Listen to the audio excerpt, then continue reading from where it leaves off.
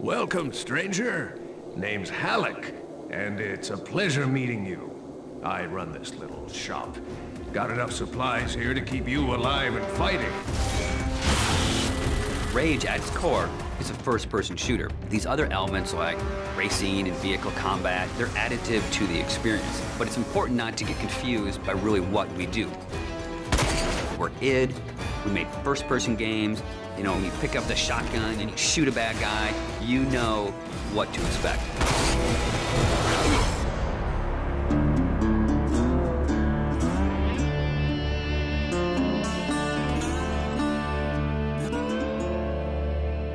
So in Rage, what we've tried to do is in every new environment that you enter, we give you a new weapon or a new ammo type or a new engineering item to keep the experience fresh. And as you play through the game, your arsenal grows and grows.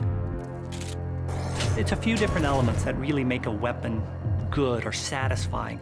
When you hit the fire button, it needs to do something on the other end. And that's where you get the feedback from blowing a head off or seeing a cool death animation. You know, I've always loved shotguns in all of the id games especially. I think if we didn't have a shotgun, a lot of fans would be upset. But the crossbow, because it's so different and so new, it's almost like this utility weapon. My favorite weapon in Rage is the wing stick. Let me guess. You want to know how to throw a wing stick. The wing stick is an offhand, instant throw weapon.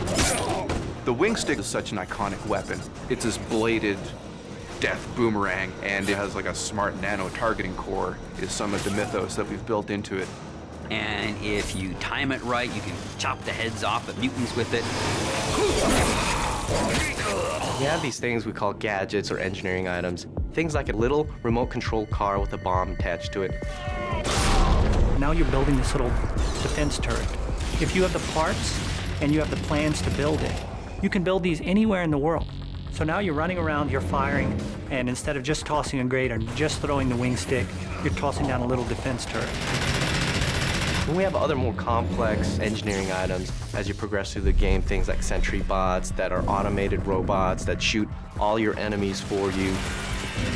If you utilize some of the other gadgetry items, you can make it a thinking man's game. But it doesn't stray too far from our core mechanics. It's one button.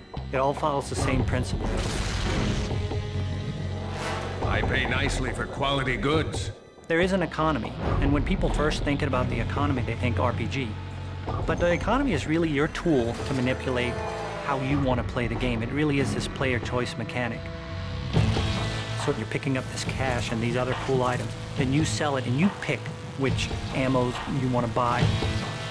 When you get these new things, you'll want to try it out. And when you do, you learn how that impacts you as the player and how you want to approach a situation. But at every step of the way, we never want the inventory to get in the way. It's there for a reason. It always has a purpose, but we still want to stay true to that kind of action. The world in Rage is about survival and all the elements that the player will need to succeed in surviving. It's up to them how they want to use those gadgets, weapons, and ammo types, along with the action shooter experience role that we intend for the player to take. We create these different options in the gameplay when you get into an area with all these various implements of death. Or, you know, you may not want to have any strategy. You just may want to kick in the door, pull out your big shotgun, and start blasting away at the bad guys. We really give players the opportunity to engage the enemy AI in the way that's best for them. And we feel that that adds a lot of life and replayability to the game.